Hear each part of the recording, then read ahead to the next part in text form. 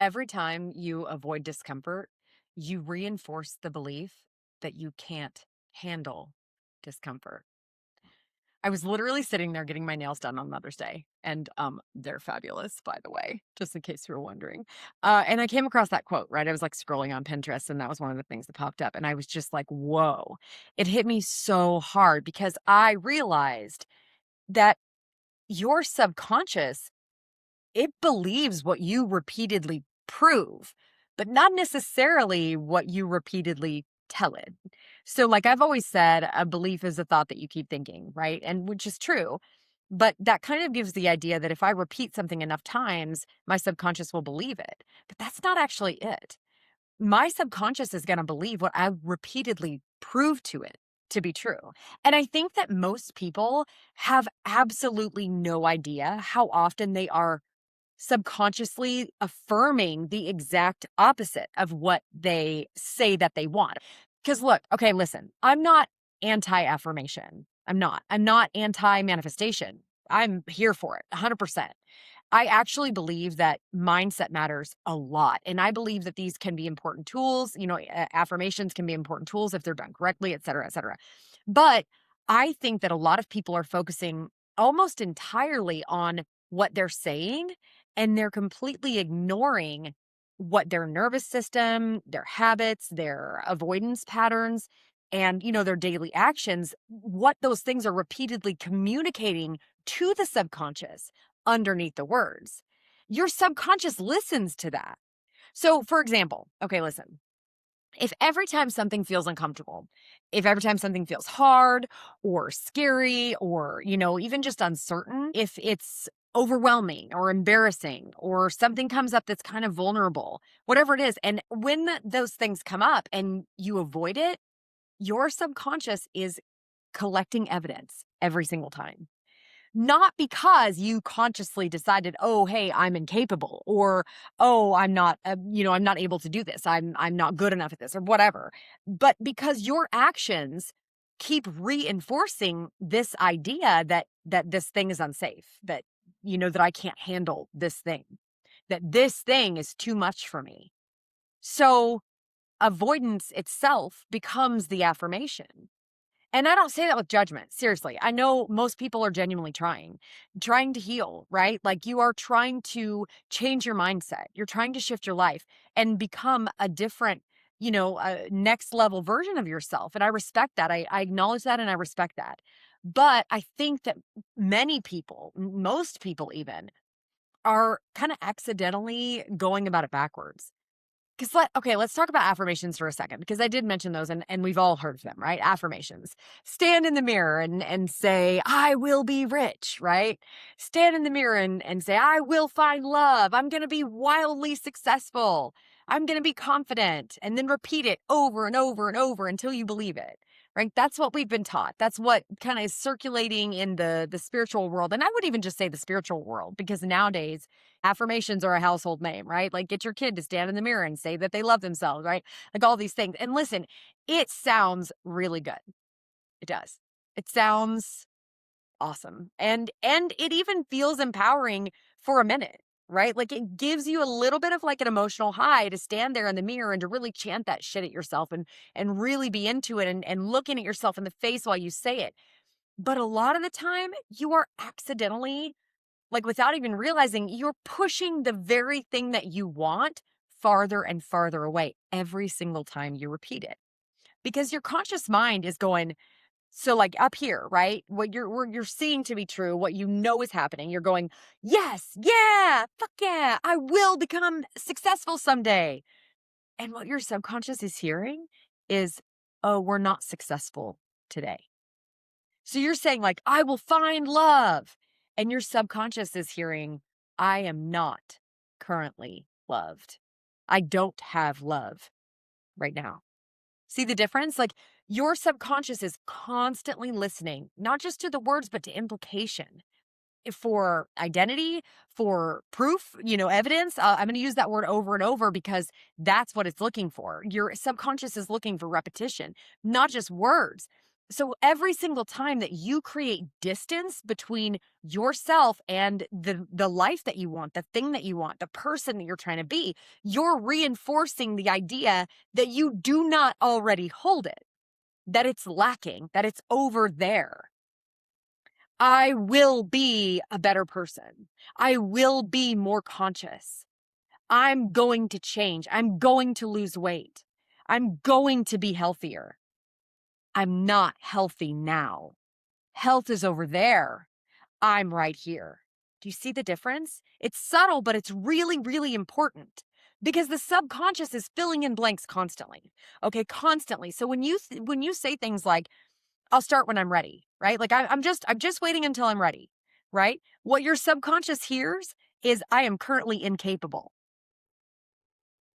Oops. So you're saying like, I'm going to be so confident when I lose the weight, right? Like you're thinking about health and your life and your body and you're like, I'm going to lose the weight and I'm going to be so confident. Your subconscious hears confidence exists over there somewhere outside of me. I believe I'm going to be successful. And I've been guilty of this one too. This is one that I caught myself doing. I believe I'm going to be so successful, right? I believe it. I'm not successful now. Success is over there, somewhere else, but not here, right? We say all kinds of things like that. Like I need motivation.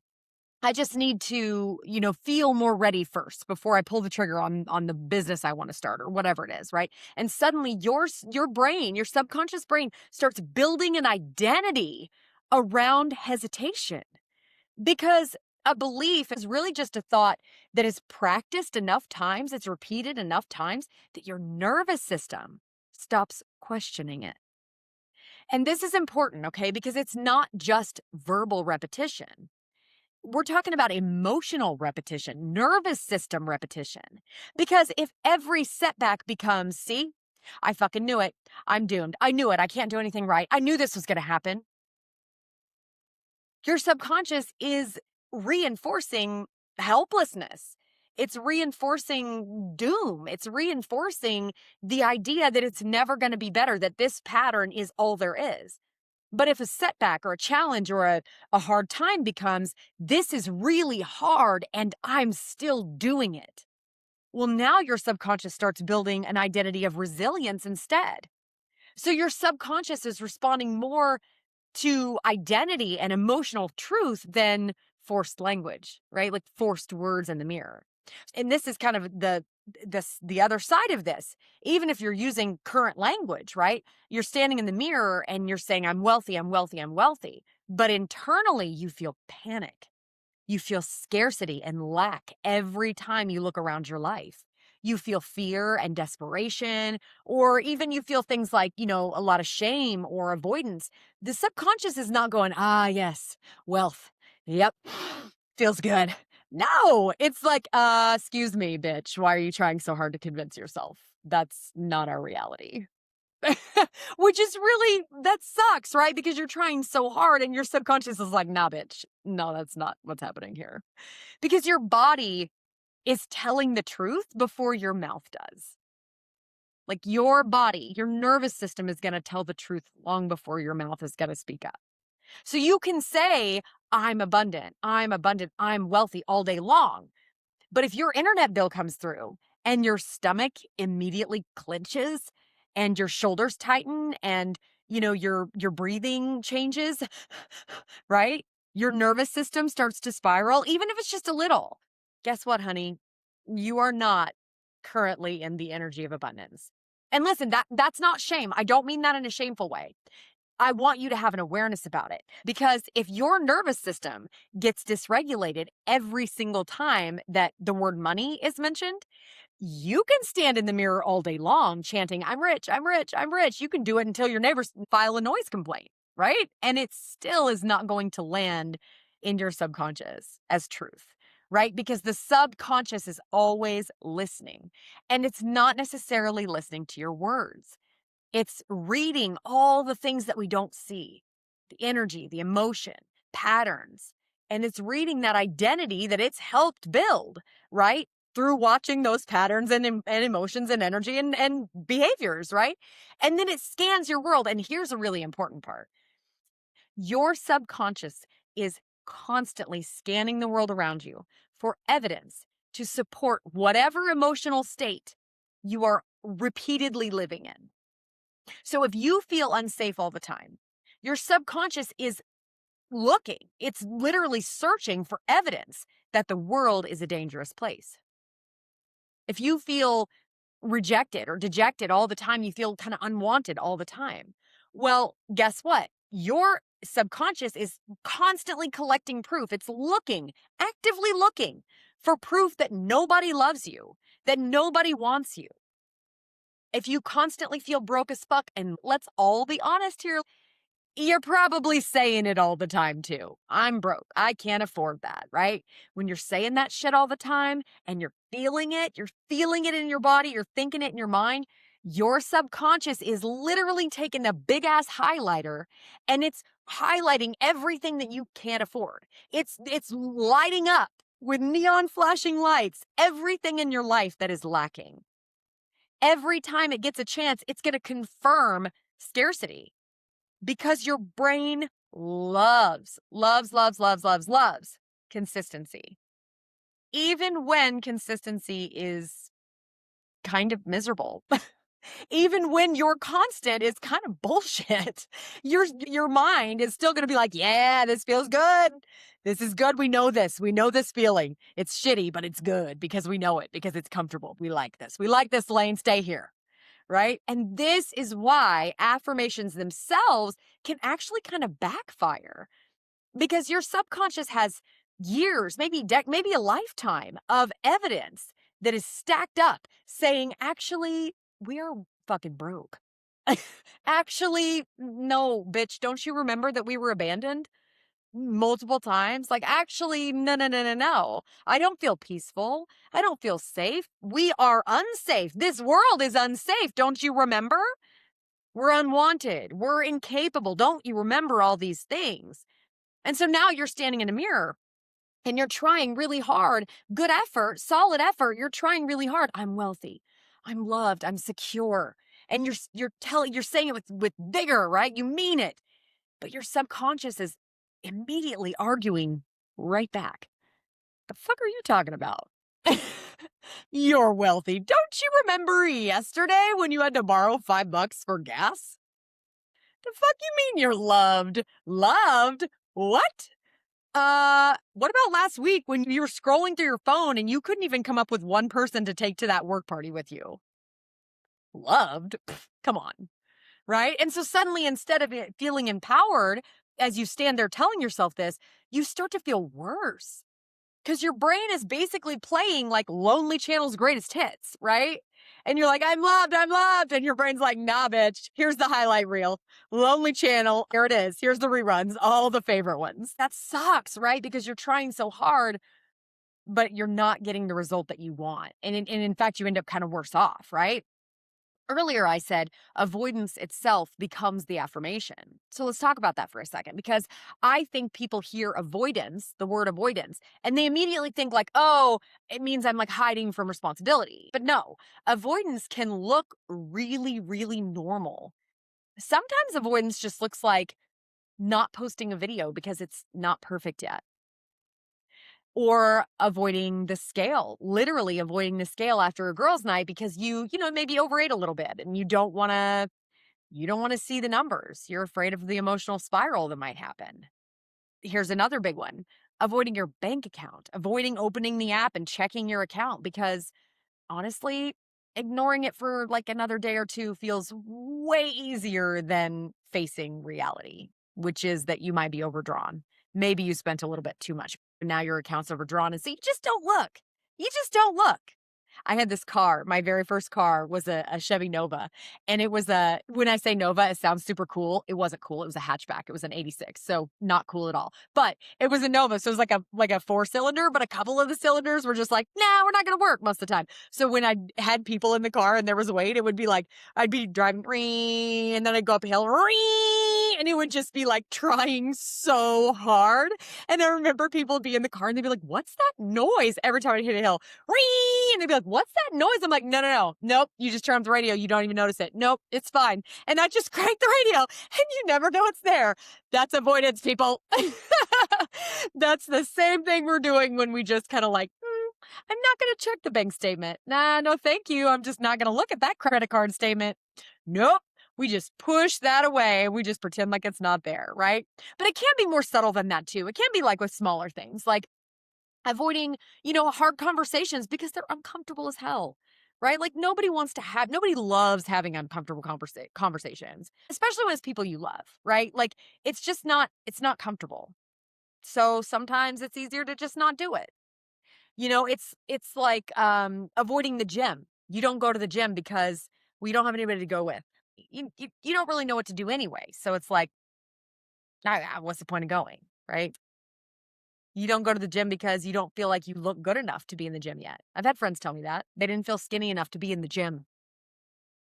That's avoidance, right? Like it's even things like numbing with food, right? Or alcohol or doom scrolling, whatever your favorite brand of heroin is, right? Watching Netflix for 6 straight hours while telling yourself that you're resting. That's avoidance, right? Procrastinating, even overthinking, guys, even overthinking can be avoidance. It's waiting for motivation, waiting for certainty, waiting for, like, I feel ready, right? And honestly, one of the sneakiest forms of avoidance is over preparing. Oof. This one gets a lot of people. This one is a big one. Because here's the thing, especially in this self help, growth, self development world, uh, we do this thing where we prepare to the point that we're avoiding actually doing. We absorb, we consume growth material, we consume these things that are going to help us to the point that we never actually do the thing. How many self help books have you read? How many podcasts have you listened to? Courses? How many courses have you taken? How many master classes have you taken or webinars have you watched? Right? How many manifestation teachers have you had? Constantly thinking, this right here, this is the missing piece. This is the thing that's going to change everything. But then another course pops up. Another book recommendation, comes up on your Audible. Another guru shimmies across your feed. Another webinar comes along and promises you this big breakthrough that you've been waiting for. And yeah, there it is again, more money, more time. Set your goal back a little bit further because you just need to do this one more thing. I just need to be a little bit more ready. I'm going to prepare just a little bit better, just a little bit longer, just a little bit more so that when I do it, listen, Corey, it's because when I do it, I want it to be good, right? And then suddenly you realize it's been months, maybe years, and you still haven't started the thing. It's not because you're lazy. I'll never accuse you of being that. It's not that. It's because preparation can very easily become a hiding place too. And the really brutal part is that you can actually feel productive while avoiding your life. Eek, that's tough. That's a cold pill for all of us to swallow because you can very much feel incredibly productive whilst avoiding everything that you know you need to do. You can spend years getting ready. You can buy all the equipment. You can make the plan. You can have the brilliant, life-changing idea. You can color code the outline, research the strategy, create a business plan, watch all the videos. You can even learn the algorithm. You can take social media courses. Meanwhile, your subconscious is quietly gathering all the evidence that says, oh, okay, we don't actually move. We don't actually do anything. We just prepare. We stay in prepare mode indefinitely. Because every avoidance pattern, no matter what it is, even the socially acceptable ones, right? Like the ones we were just talking about, because let's be honest, in the self development world, that's a pretty common one. It's pretty accepted. Take another course, read another book, prepare some more.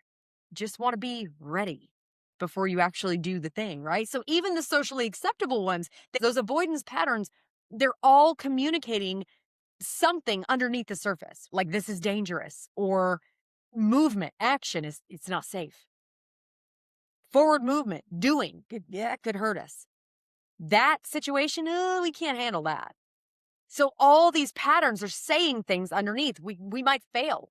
We might be judged. We might not survive this emotionally, right? And your subconscious just keeps going, got it, understood. Yep. So you avoid, you send the message, and your subconscious is like, love it, heard ya, tuck it away. Add it to the list, right? Like put it in the box. The box is pretty full, but we just keep stacking, right? Like that box of evidence becomes the identity that your subconscious has decided is yours. Because your nervous system is going to believe your behavior more than your intentions. Intentions are important, right? But your nervous system, it functions a little differently. Your nervous system is not going, well, they meant to do da da da da. Well, they wanted to do XYZ, right? That's not what's happening. Your nervous system is going to look at your behavior. Your nervous system is looking at the patterns and going, oh, okay, got it, got it. Even if your intention was something totally different. And this is where nervous system regulation, like, actually super matters. Not in a clinical, let's discuss the polyvagal theory kind of way. Not like that. But I mean, like in a real life, like day to day way. Because your subconscious does not care what your vision board says if your body is in survival mode. Listen to that one again. If your body constantly feels unsafe, or even just like braced, ready for danger, ready for something bad, if your body is in panic mode or in shame mode, if your body's constantly overwhelmed or in hypervigilance, that's a sneaky one. If your body is in any of those modes, consistently, your subconscious is going to prioritize protection way over expansion every single time, and twice on Sundays. Like, you can't expand when you're trying to survive. The two are mutually exclusive, right? So even if consciously you really, really want a bigger life, you won't get it, because survival mode and expansion mode, they don't speak the same language. And this is why I think people misunderstand embodiment. Because, okay, listen, I'm not saying fake it till you make it. Honestly, I kind of hate that phrase. It irritates me. Fake it till you make it. Because pretending your life is amazing while internally spiraling, that's not the move. And it's damn sure not embodiment. It's really not. It's performance, if anything, right? It's just fake it till you make it is like, it's performance. You're just putting on a show. And eventually your nervous system knows the difference. I'm not saying act rich while your life falls apart financially. I'm not saying, just pretend that you're confident, or pretend that everything is aligned when you are lost as hell and don't know what the next step is, right?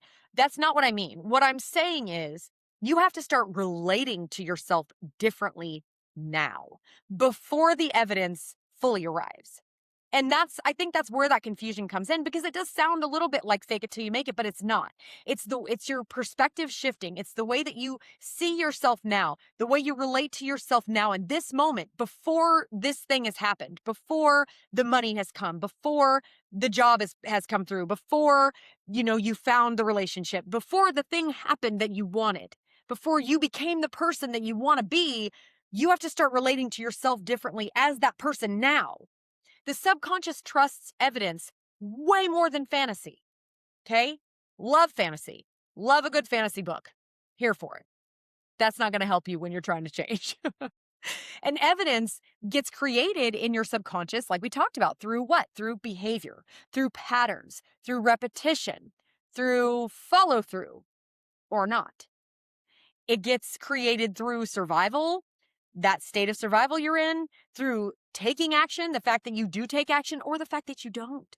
So embodiment actually starts to look like things as simple as keeping promises to yourself, taking small, brave, aligned action, even when your stomach is in knots. Like when you know it's right, you take the action even though you're scared, right? It looks like regulating yourself, getting yourself back to grounded after some kind of upset, after upheaval, like after some kind of really shit situation happens. It's regulating yourself instead of emotionally collapsing every single time something goes wrong, right? It's following through on the things that you said matter to you, even if you only said it to yourself, maybe especially if you only said it to yourself. It's speaking to yourself differently here, right? Not just in affirmation. It's acting like somebody who genuinely does believe that these things are possible and happening right now. It's acting like you believe that you are a person capable of rebuilding after a failure or after something has fallen apart. Because confidence is not built by chanting even in the mirror while you stare at your own eyeballs like they say to do, right? Confidence is built by survival, by doing scary things and realizing you didn't fucking die, right? Like it's by being uncomfortable and then learning that yes, I can be okay after that shit show. It's there was a dumpster fire in my life and I'm still all right. It's by failing and then realizing that you can recover. That is what starts changing your subconscious, not pretending, not performing, right? Not putting on a show for people because you're just like, fake it till you make it. No, it's not. And oh my God, hear me on this one. It is not spiritually bypassing your reality. I fucking hate that. I hate that idea. It is so gross to me. This idea that we have in the spiritual community, especially of like, oh, we just pretend like everything's so great. Yay. Like my bank account's not overdrawn at all. Oh my God, it's so great. I hate that. It is so gross. And it's not helping anybody. Okay. It's not spiritually bypassing your reality. Okay. Because this episode isn't really, oh, like here's my opinion on manifestation.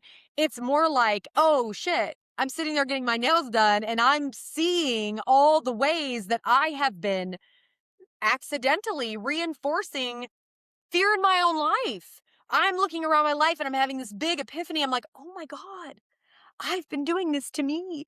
Ah, and I had to share it because we're all doing this to us. We are literally like so many of us are guilty of this. We are doing this all the time and not even realizing it.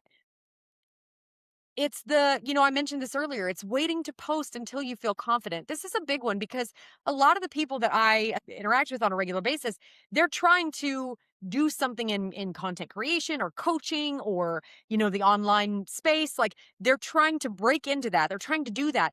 And so many people that I know are waiting. They're waiting until it's, oh, it doesn't need to be perfect, but that's just not quite there yet. Oh, I mean, I'm not, I'm not looking for perfection. It's just not ready, right? It's like that all the time. And like I mentioned earlier, it's avoiding the bank account, right? It's avoiding the scale because you want to lose weight first or avoiding the gym because you want to lose weight before you go to the gym. It's delaying the business. It's delaying starting, putting off your dream until like things settle down. Things are just really crazy right now, right? It's waiting for the perfect conditions before, you can finally allow yourself to start actually living. And every single one of those patterns is quietly communicating, I cannot safely exist in the life that I want yet. And I started thinking about that day, get my nails done. I'm sitting there thinking about all this and I'm having this like major epiphany. She has no idea. She's doing my nails, painting little drippy lips on my nails. And I'm like tearing up, tears coming down my face, hoping she doesn't see me, having this major revelation about my own life and about the world around me, right? And I started thinking about like J.K. Rowling, right? Rowling, whatever, when she was writing Harry Potter, because externally, her life looked anything but successful. She was broke, y'all. Like, I don't know if you knew that, but she was broke. She was a mom and she was broke as fuck. And she was struggling and she just kept writing. The evidence was not there yet consciously, right? But internally, she started relating to herself as a writer. She was already relating to herself as an author. So her identity already existed before the world around her was reflecting that back to her. Same thing with Jewel. Okay, I may have just dated myself. For those of you that are old enough to remember her, she was dealing with all kinds of health issues. She had like liver problems. She was literally living in her car until her car got stolen, y'all, and then she was on the street. She was legit homeless, broke as hell, and had all kinds of health problems. But she still was playing music and writing music. And she eventually made it big.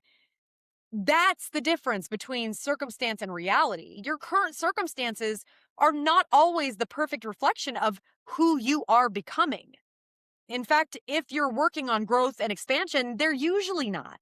Because we're always reaching for that next level, right? So your circumstances right now are not gonna reflect where you're going. They're not gonna reflect who you're becoming. The identity, how you see yourself, that arrives first. The reality, it catches up later. And there's a lag. There's a loading happening before it's gonna come through. And I think this is where the manifestation conversation gets a little bit deeper, because people can consciously desire one life, and I mean really and truly desire a life, while subconsciously proving that they feel safer in another. You can want visibility, really want visibility in your life, and still be hiding. You can want love and still be scared to death of intimacy. I know a lot of people like this. Desperately want money, want more money in their life, and they're avoiding responsibility, avoiding taking action on the thing that might bring them the most money. You can want freedom, but you're still clinging to your familiar suffering. That one's sneaky. Because sometimes people desperately want out of their suffering, but suffering is familiar. It's predictable. It's known. Suffering is identifiable. And it may not be easy, but it's comfortable because it's known. And the unknown feels way more terrifying than the pain that they already understand, right? So they stay inside of the life that hurts them because at least it feels emotionally familiar. Oof, that one's tough. You can want success and secretly be terrified of other people's judgment.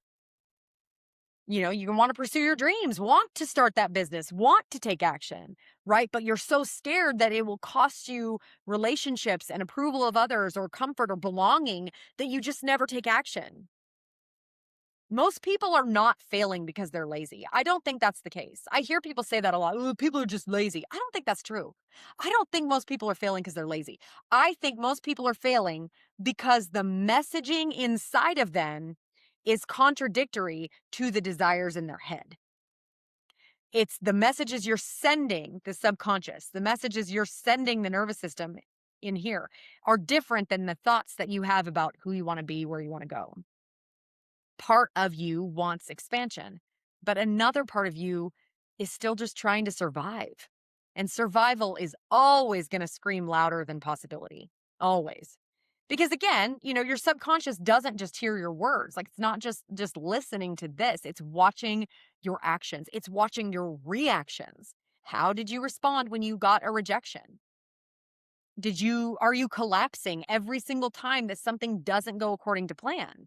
And I'm not talking about not feeling your feelings. I mentioned spiritual bypassing, and it's totally applicable to this too. I do not believe in that. I'm not talking about don't feel your feelings. I'm not talking about, oh, just stay positive. That's not what I mean. Toxic positivity bullshit, pretending everything is fine. I hate it when spiritual people do that shit. It's so irritating to me.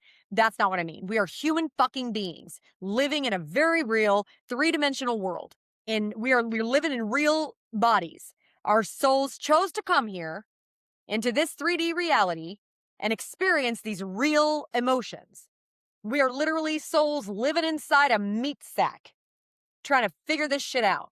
I am not saying do not pretend you're not in pain. I'm not saying do not pretend that the rejection didn't hurt, or to not pretend like it wasn't, like a knife in the gut when the thing that you thought was going to happen fell apart, right? I'm not saying you don't acknowledge those things. I'm not saying pretend that this reality does not exist, but reality is not all that exists either. That's what I'm saying. And if your entire identity becomes anchored to your current circumstances, you you eliminate any room for transformation because your subconscious is constantly watching. Do we abandon ourselves when things get hard? Do we recover after failure? Do we stay even when things are uncomfortable? Do we keep moving, keep trying, keep putting a foot in front of the other even after rejection? Do we face things honestly? Are we honest with ourselves about what's going on and about the circumstances, the situations, the things that we want, the things that we don't want? Are we honest about those things? Or are we fucking lying to ourselves all the time? Right? Do we regulate or do we emotionally just drown every single time life punches us in the twat? Because it's gonna. It's gonna. How do you react to it? That is identity programming. And honestly, I think one of the biggest mistakes that people make is emotionally anchoring themselves in the perpetual not yetness. Money is coming. Success is coming. Love is coming. Always coming. Never here. It's always future tense. Always somewhere else, out there, over there, across the way. It's across the line of when I get that thing, right? And eventually your subconscious starts identifying as I'm the person who's always waiting, not the person who is already becoming in that transformational process. No, your subconscious is going, oh, no, we don't transform, we wait. We don't transform, we see it over there.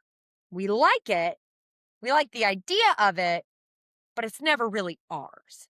It's not here. Right? And that realization is what hit me super, super hard. That was what sparked this whole thing with my own life because on paper right now, listen, y'all, my life looks like it is falling the fuck apart. That's just real, okay? My life kind of looks like a dumpster fire right now on paper. I have been denied for financing on an RV twice now. And the RV is sort of the whole bread and butter of this dream that I'm living, right? My income got cut in half just when things started looking like everything was within my grasp. Everything was possible. I could feel it. I could taste it. I could touch it. It was right there. And then wham! My income got sliced in half, y'all. Listen. Listen, Linda. Everything right now is uncertain. Everything in my life right now is messy as fuck. It's chaotic. And I'll be really honest, for a minute I spiraled. I'm not going to pretend like I had myself under control from the beginning. I didn't. I spiraled for a minute, okay? But not for long. Because then I had this thought.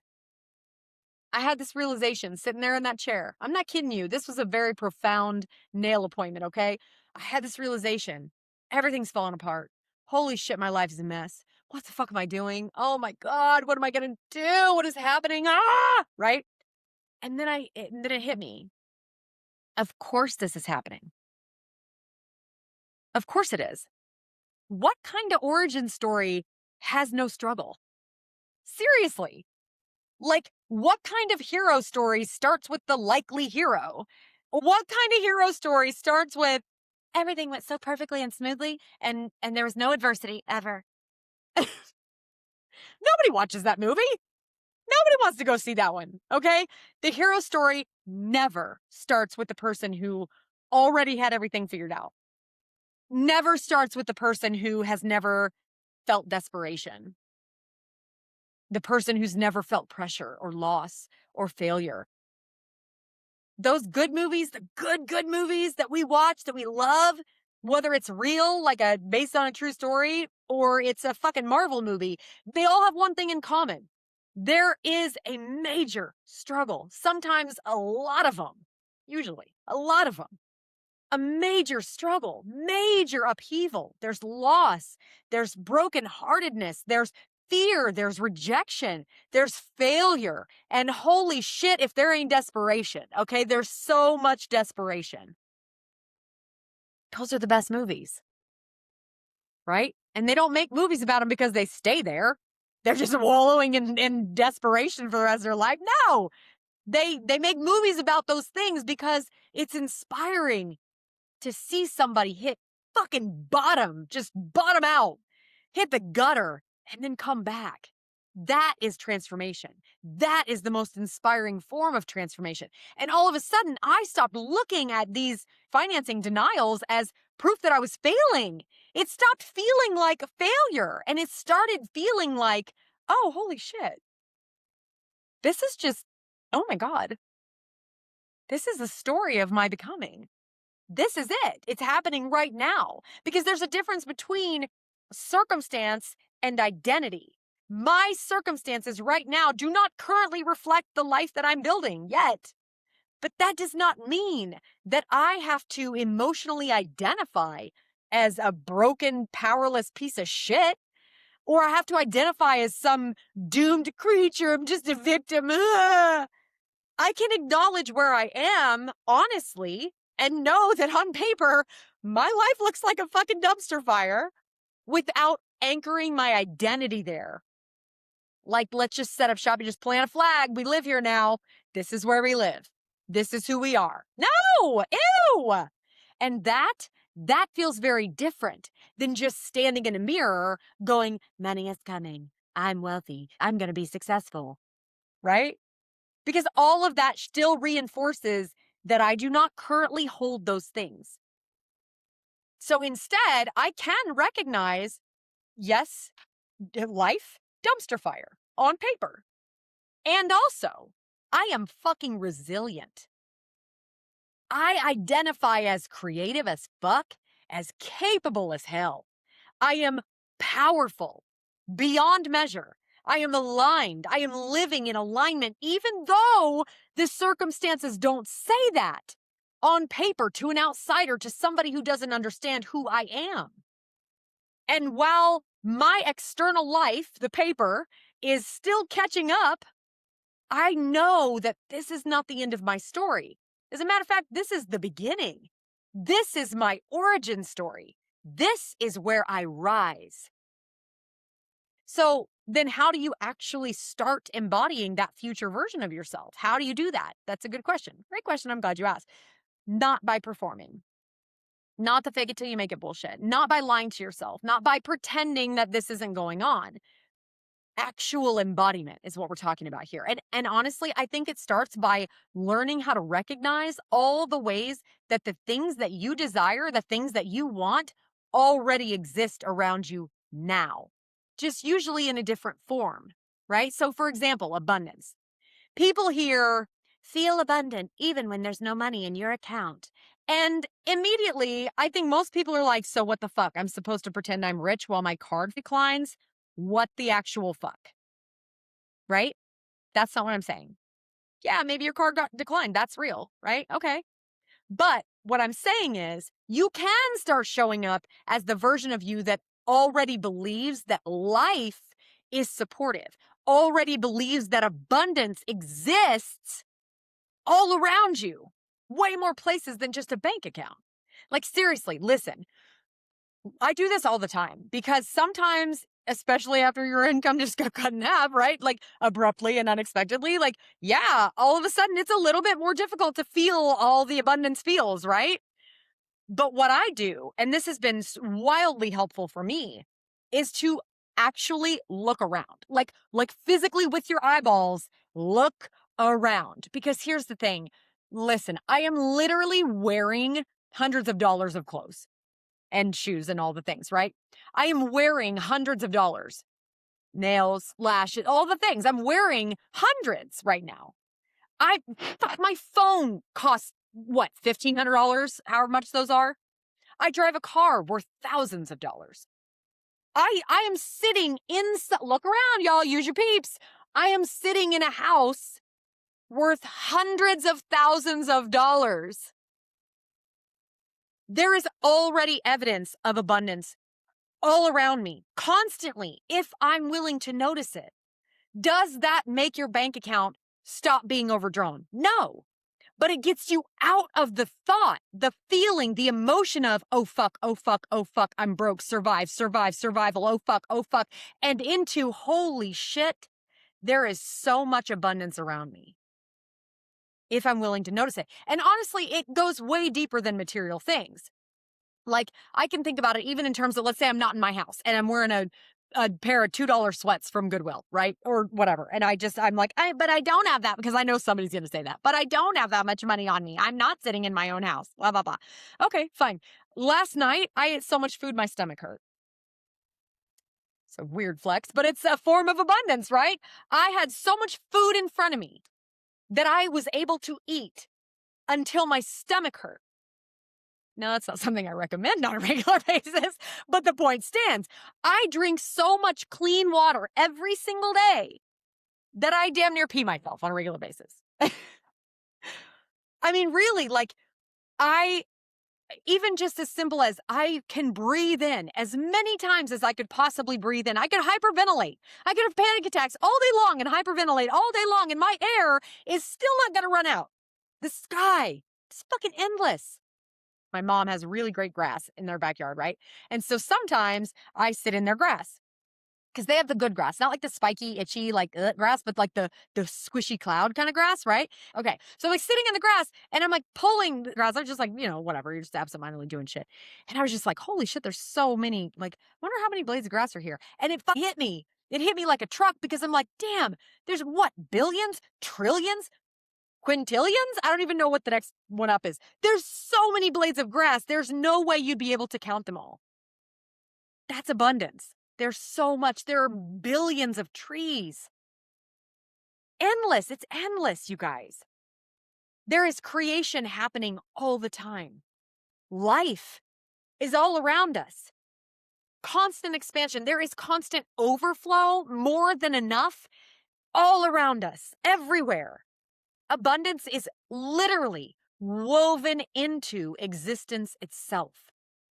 And learning to notice that, learning to see it, and training your eyes, your brain to see it, that changes you. And it's the same thing with love. Like, you can feel loved before your dream relationship exists. How, Corey? I'm single. I'm a single woman living alone with 18 cats. And I'm lonely. Yeah, I know. I get it. I get lonely sometimes too. I'm single. I understand. But it doesn't mean that you're pretending that you already have a husband, like, tucked away in the fucking closet or something. It means you are recognizing all the ways in your life that love already exists right now. Like, day before yesterday, I had a photo shoot an hour and a half away. And my badass friends, two of my friends, one of them drove me and all my shit, and the other one rode my bike for me so that I wouldn't get to my photo shoot with helmet hair and fucked up makeup. That's fucking love, y'all. That's love. My mom spent almost 2 hours on the phone with me the other night, just talking about life. Not about anything particular, just life. I had a friend give me a sticker yesterday morning. I'll show you my sticker. Look at this beautiful sticker. I love it so much because I'm from the desert and I love the desert. And she gave me a sticker of the fucking desert. And she even gave me a bigger one that can go on my RV once I get it. That's for love, you guys. But I don't have any friends. Okay, what about the stranger that held the door open for you? Because that shit happens to me all the time. And I didn't ask for it. I never asked for it. I don't even remember the last time I opened a door when there was a man around. They open the door for me every fucking time. That's love. I had a man ask me out the other day. That's love. Even though I didn't say yes. Love is everywhere. It is everywhere. Even if it doesn't yet look like, exactly like the relationship that you have fantasized about in your head. And that is very different than, like, just think positive. This is not delusion, okay? It's perspective. It's learning to recognize all the ways that you are already experiencing, pieces or versions of the life that you desire. And then reinforcing that. And you're reinforcing it through small integrity-centered actions, through keeping promises to yourself, like we talked about. It's embracing or facing the discomfort, even when it's fucking uncomfortable, right? It's emotional regulation. It's identity reinforcement. It's the language shifts that we talked about because language does matter, but nervous system believability matters even more, right? So instead of forcing yourself to say, I'm wildly confident, right?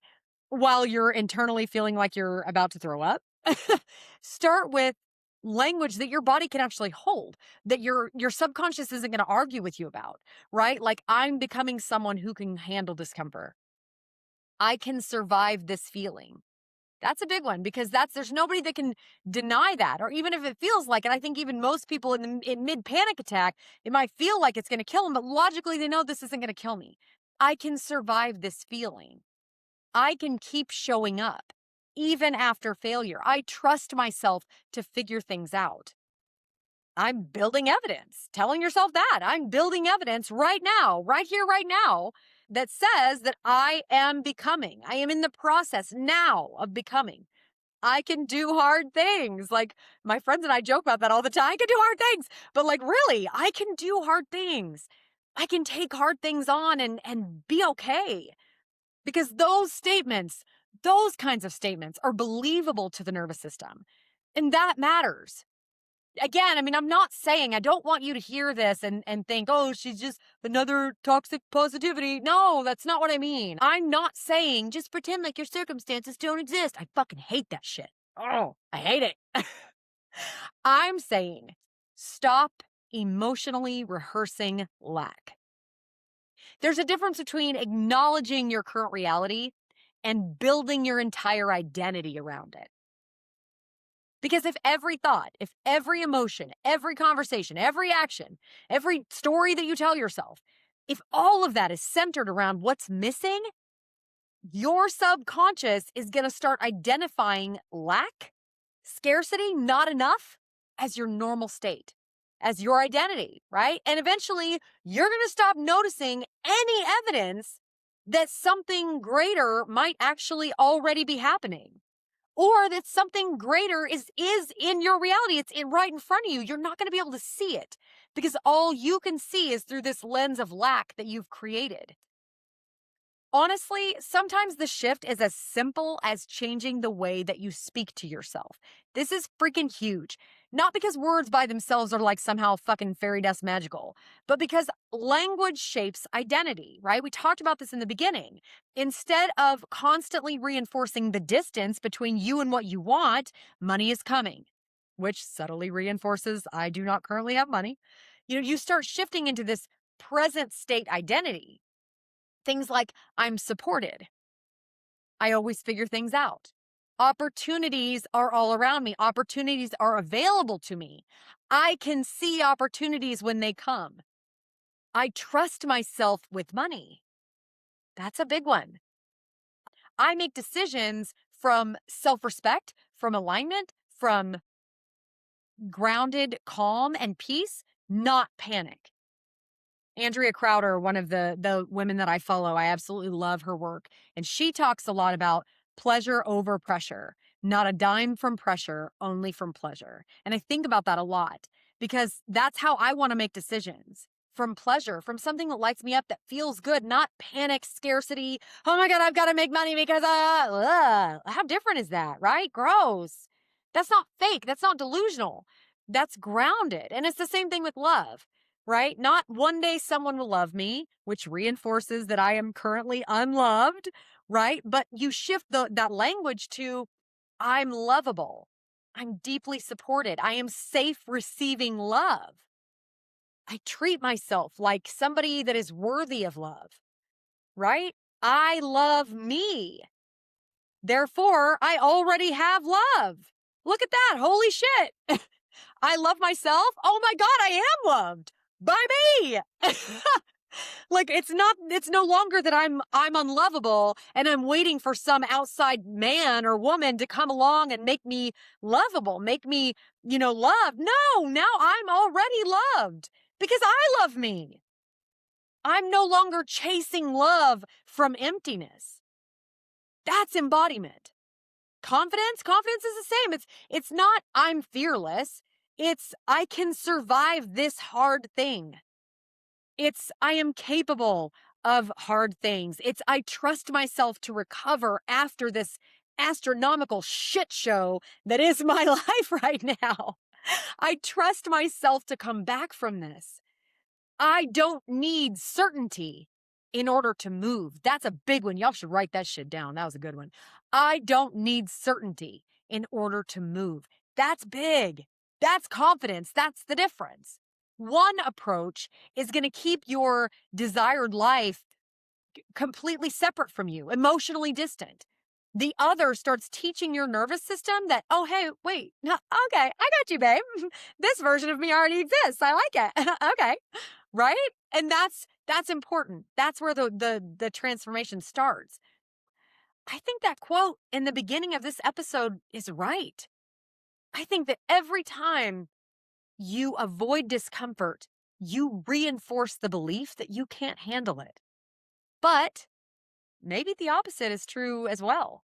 Maybe every time you stay when it gets hard, maybe every time you recover when shit hits the fan, maybe every time you regulate instead of collapse, every time you keep showing up, every time you face something with honesty, instead of hiding from it, instead of avoiding it, you start building a new identity as well in a different direction, right? Because the subconscious is always listening, not just to your words, but also to your avoidance, to your reactions, to your follow through or lack thereof. Your subconscious is listening to the boundaries that you set and are fierce about protecting. Your subconscious is listening to your willingness to stay, even when things feel impossible, when everybody else jumps ship. You know it's right and you stay. Your subconscious is listening to that too. Maybe the goal was never to convince yourself that you're like already there. I think the goal is becoming someone that your subconscious finally trusts. And if you're listening to this right now while your life feels uncertain, like mine, messy, painful, fucking batshit crazy and confusing, or if your life, honestly, if your life feels like everything is falling apart, I really want you to hear this. Maybe you need to come back to this later and listen again when you forget. This is not proof that your life is over. This is not proof that you missed your chance or that you're failing.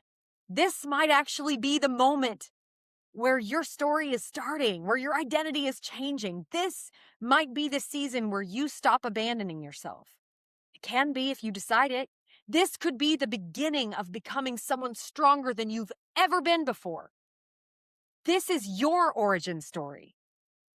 This is where you rise. Welcome to the detour. It's messy, but you're going to love it here eventually.